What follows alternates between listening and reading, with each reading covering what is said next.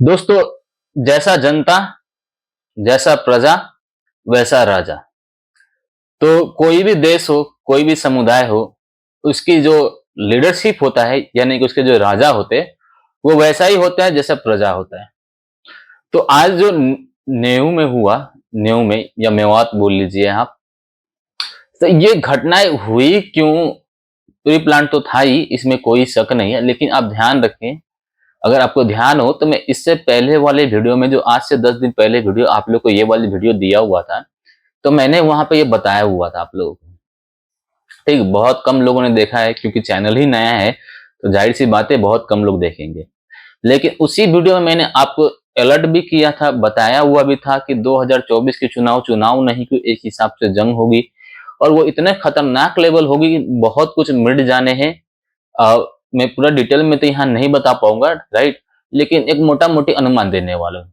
ये सिर्फ ऐसा नहीं होगा इस बार की बस जनता ही मतलब जो भी होता है ना, कुछ भी होता है तो जनता को ही भोगना पड़ता है, नुकसान जनता ही के होता है। और उस वीडियो में मैंने समझाया है कि जो विपक्ष के नेता है या जो नेता है या जो सेकुलर गैंग है, इस चीज को समझ नहीं पा रहा है कि 2024 में जो होने वाला है वो उतनी हाई लेवल पे होगी कि तो ना तो जनता बचने वाला है, ना तो नेता बचने वाला है, ना तो प्रजा बचने वाला है। इसकी शुरुआत आपको नेहरू में, मेवात में देखने को मिल गया है। अगला नंबर दिल्ली का ही है और दिल्ली में हो सकता है कि देखिए बहुत बड़ा हो, या फिर चुनाव के आखिरी महीने, या आप लगा लीजिए जब लोकसभा में तो ये पास हो गया, जो बिल था दिल्ली की सर्विस बिल, जो लोकसभा में पास हो गया। अब राज्यसभा की बात है जो सोमवार को, यानी कि आज है हमारी, आज कितने तारीख हो गई, लगभग लगभग 5-6 तारीख है अगस्त की। कल 7 तारीख में राज्यसभा बिल पेश होने वाली है, तो लगभग लगभग वहां पर ये भी पास हो ही जाएगा। ठीक है, अगर वहां पे पास होते हैं तो आप देखिए कोई ना कोई बहाना, कोई ना कोई रीजन, मतलब कुछ भी दिखा के दिल्ली में एक बहुत बड़े पैमाने पर दंगे होने वाले हैं। अगर इससे पहले जो दंगा आपको याद होगा दिल्ली में, जहां 50 लोग मरे थे, उसके बाद जो रिएक्शंस आई थी हिंदू समुदाय की, यानी हिंदू कम्युनिटी की, उसमें इल्जाम लगा हुआ था कि जो भी प्रशासन था उनको साफ मना कर दिया गया था कि वो दंगे के क्षेत्र में ना जाए। और रात में मतलब पूरा बस भर भर के, ऐसा बोला गया, मैं कुछ नहीं बोल रहा हूँ, अमित शाह ने रात में बस में भर भर के सिलेंडर गैस, मतलब सिलेंडर भर भर के रख के लेकर वहां ब्लास्ट किया गया, तो उड़ाया गया था। उससे भी बड़ी कहानी यहाँ होने वाली है। इसका रीजन देखिए, जो नेहरू में, मेवात में जो हुआ है, इसकी जो लिंक है अब पाकिस्तान से जोड़ा जा रहा है। तो पाकिस्तान से तो लिंक था ही, लोग यहाँ पे बोल रहे थे कि नहीं मोन्टू मानेश्वर के कारण ये हो गया। उसने जस्ट आधे घंटे पहले उसने वीडियो पोस्ट डाला था कि चलिए, तो आधे घंटे में इतने बड़े पैमाने पे सारे कुछ मैनेज करना वो इम्पॉसिबल बात है। पत्थर खरीदे गए थे, मतलब आप ट्रक भर भर के आधे घंटे में अगर फोन करके भी मंगाऊंगा तो इतने टाइम में नहीं आ पाएगा। ठीक, तो पहले से वो पत्थर मंगाए गए थे, यानी कि जो आईबी की रिपोर्ट है, यानी जो एजेंसीज की रिपोर्ट है, उनका मानना है कि 30 दिन पहले से प्लानिंग हो रही थी। ठीक, 30 दिन पहले से इसका सब कुछ सेटल था। इसीलिए अब देखिए कि आप देखिए जरा कि क्या है, भारत एक इस्लामिक स्टेट बन चुका है, इस बात को लोग समझ नहीं रहे। मैं बार बार बोलता हूं कि खत्म हो गए, भारत इस्लामिक स्टेट बन चुका है। आप देखो कोलकाता चले जाओ, केरला चले जाओ, जम्मू कश्मीर चले जाओ, दिल्ली चले जाओ। अभी मणिपुर में जो हादसा हुआ, आपको लगता है कि वहां अत्याधुनिक हथियार, जो आम जनता, जो कम्युनिटल राइट्स होते हैं, यानी दो समुदाय के बीच में झगड़ा होते हैं, उस झगड़े में मतलब कि एकदम अत्याधुनिक राइफल्स लेके पहुंच जाए, AK-47 के बाप लेके वहां पर खड़े हुए थे। जो आर्मी फोर्सेस भी अगर देखे तो उनके हाथ पांव काम करने लगे, तो वो डर के मारे अंदर नहीं जा पा रहे, आज भी अंदर नहीं जा पा रहे। उनके पास इतने अत्याधुनिक खतरनाक हथियार है। तो मणिपुर की कहानी दूसरा है, उसमें ISI का भी रोल है, प्लस उसमें जो तालिबान के जो टेररिस्ट गैंग्स वो भी इन्वॉल्व है, फिलीपींस, मतलब बहुत सारे इकट्ठे इन्वॉल्व है मणिपुर में। इसीलिए वहां पे इस मात्रा की, मतलब इतने अत्याधुनिक हथियार देखने को मिला गया। बात कर लेते हैं मेवात की। इस तरीके से प्लानिंग हुई थी कि देखिए, जो पहाड़ के बीचों बीच एक मंदिर था, उनको पता था कि हमको मंदिर तक जाने देना है, उसके बाद हमको घेर के यहाँ पे अटैक करना है। तो ये बिना प्लानिंग के होगा नहीं। ठीक है, कि आप मंदिर तक जाने दिए, फिर आपने दंगा स्टार्ट किया और घेर के अटैक कर दिया। 3 घंटे तक प्रशासन उसके अंदर जा नहीं पाया। जो लोकल प्रशासन थे उनके पास ऐसे हथियार ही नहीं थे कि वो उनको मतलब बीट कर पाए, जो ऊपर से फायरिंग हो रहा था उनको बर्दाश्त कर पाए या उसको मात दे दे। प्रशासन के पास कोई हथियार ही नहीं थी। बाद में जो 3 घंटे बाद जो पैरामिलिट्री की फोर्स आई, उन्होंने जैसे तैसे करके वहां से बाहर निकाला गया। तो ये जो अत्याधुनिक हथियार है, AK-47 आम बात है, उससे बड़े बड़े हथियार यूज हो रहे हैं। तो ये सब क्या है?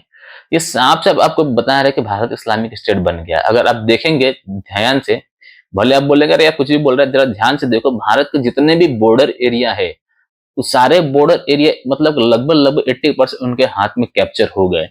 बस देरी इस चीज की है कि वो मिडिल ऑफ द पॉइंट, जो मिडिल में है, जैसे कि जो भारत के जो मिडिल क्षेत्र है, सेंट्रल एरिया, वहां पे एक भी बड़ा स्टेट में अगर इनका दबदबा हो जाएगा, उस दिन ये ब्लास्ट हो जाएगी। ठीक है, अगर उस दिन ब्लास्ट ना भी हो 2024 में, ये तो ब्लास्ट होना ही है। आप समझ रहे होंगे मैं बोलने की कोशिश क्या कर रहा हूँ।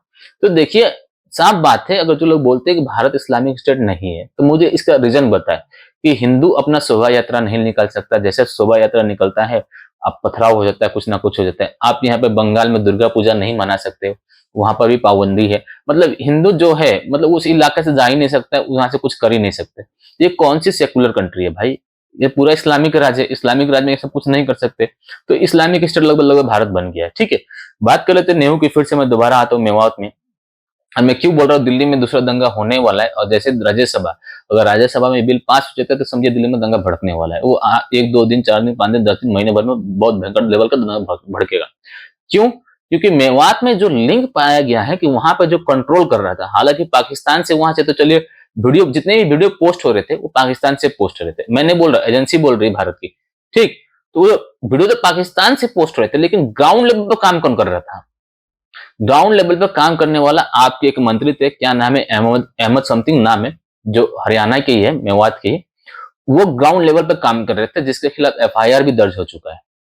तो ये आपकी इन्वॉल्वमेंट कहीं ना कहीं वहां दिख रहा है। मैं बार बार बोल रहा हूं, आप मतलब एक टेररिस्ट पार्टी है, एकदम से टेररिस्ट पार्टी है, इसमें कोई दो राय की शंका नहीं है। और मैं हमेशा बोलता हूं, जैसा प्रजा वैसा देश, जैसा जनता वैसा राजा। तो दिल्ली में जैसा प्रजा है उसको वैसा लीडरशिप मिला हुआ है।